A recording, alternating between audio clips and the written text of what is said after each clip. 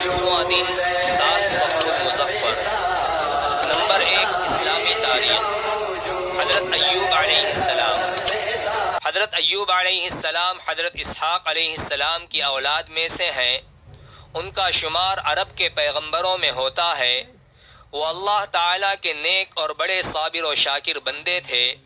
انہوں نے صبر و شکر کی ایسی مثال پیش کی کہ خود اللہ تعالیٰ نے ان کے صبر و تقوی کی شہادت دی۔ وہ ایک کامیاب تاجر اور معاملات میں حد درجہ امانت دار ہونے کے ساتھ تقوی و پرہیزگاری میں بھی بے مثال تھے۔ وہ غریبوں کو کھانا کھلاتے، بیواؤں، مسکینوں اور تنگ دستوں کی خوب مدد کیا کرتے تھے۔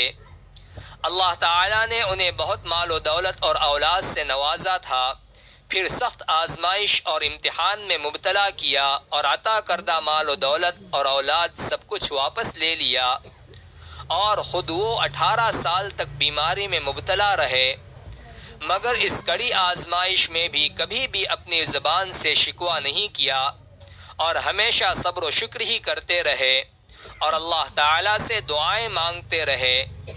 اللہ تعالیٰ نے ان کی دعا قبول فرمائی اور صبر کے بدلے میں انہیں پہلے سے زیادہ مال و دولت اور اولاد سے نوازا اور بیماری سے نجات دے کر صحت و تندرستی عطا فرمائی۔ نمبر 2، اللہ کی قدرت۔ پرندوں کا فضا میں اڑنا۔ اللہ تعالیٰ نے پرندوں کو پر عطا فرمائے جن سے وہ اڑتے ہیں۔ کبھی پروں کو فضا میں پھیلائے رہتے ہیں اور کبھی سمیٹ لیتے ہیں۔ دونوں حالتوں میں وہ فضا میں موجود رہتے ہیں اور وزنی ہونے کے باوجود زمین پر نہیں گرتے۔ انہیں فضا میں کون روکے رکھتا ہے؟ اللہ تعالیٰ نے ان پرندوں کو اپنی قدرت سے فضا میں اڑنے کی صلاحیت سے نوازا ہے۔ اللہ تعالیٰ قرآن میں فرماتا ہے، کیا وہ لوگ اپنے اوپر اڑنے والے پرندوں کو نہیں دیکھتے کہ پر پھیلائے ہوئے اڑتے پھرتے ہیں؟ کبھی اس حالت میں پر سمیٹ لیتے ہیں اور دونوں حالتوں میں وزنی ہونے کے باوجود زمین اور آسمان کی درمیانی فضا میں پھرتے رہتے ہیں۔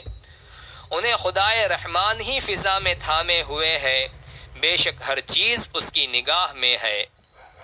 نمبر 3، ایک فرض کے بارے میں۔ اذان جمعہ کے بعد دنیاوی کام چھوڑ دینا۔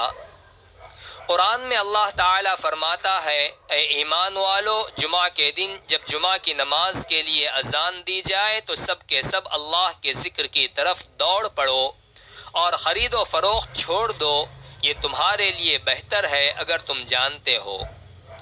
خلاصہ، جمعہ کی اذان سننے کے بعد فوراً جمعہ کے لیے نکلنے کی تیاری کرنا اور سارے دنیاوی کام کاج کا چھوڑ دینا ضروری ہے۔ نمبر 4، ایک سنت کے بارے میں۔ غسل سے پہلے وضو کرنا۔ حضرت عائشہ رضی اللہ عنہا بیان کرتی ہیں کہ رسول اللہ صلی اللہ علیہ وسلم جب غسل جنابت کرتے تو پہلے دونوں ہاتھوں کو دھوتے، پھر نماز کی طرح وضو فرماتے۔ نمبر 5، ایک اہم عمل کی فضیلت۔ لوگوں کے فائدے کے لیے اچھا کام کرنا۔ رسول اللہ صلی اللہ علیہ وسلم نے فرمایا، 7 چیزیں ہیں جن کا ثواب بندے کے مرنے کے بعد بھی جاری رہتا ہے جبکہ وہ قبر میں پڑا ہوا ہوتا ہے۔ جس نے علم دین سکھلایا، کوئی نہر کھودی یا کوئی کنواں کھدوایا یا کوئی درخت لگایا یا کوئی مسجد بنائی یا کوئی قرآن چھوڑ گیا یا کوئی اولاد چھوڑی جو اس کے لیے مرنے کے بعد مغفرت کی دعا کرے۔ نمبر 6، ایک گناہ کے بارے میں۔ کسی نامحرم کو دیکھنا۔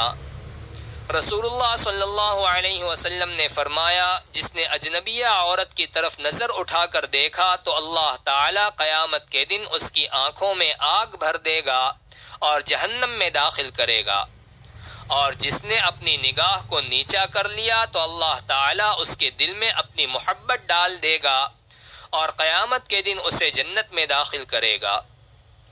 نمبر 7، دنیا کے بارے میں۔ مال کا زیادہ ہونا۔ رسول اللہ صلی اللہ علیہ وسلم نے ارشاد فرمایا، اس وقت تک قیامت نہیں آئے گی جب تک تمہارے اندر مال کی اتنی کثرت نہ ہو جائے کہ وہ بہنے لگے، یہاں تک کہ مال والے آدمی کو اس بات پر رنج و غم ہوگا کہ اس سے کون صدقہ قبول کرے گا۔ وہ ایک آدمی کو صدقے کے لیے بلائے گا تو وہ کہہ دے گا کہ مجھے اس کی کوئی ضرورت نہیں۔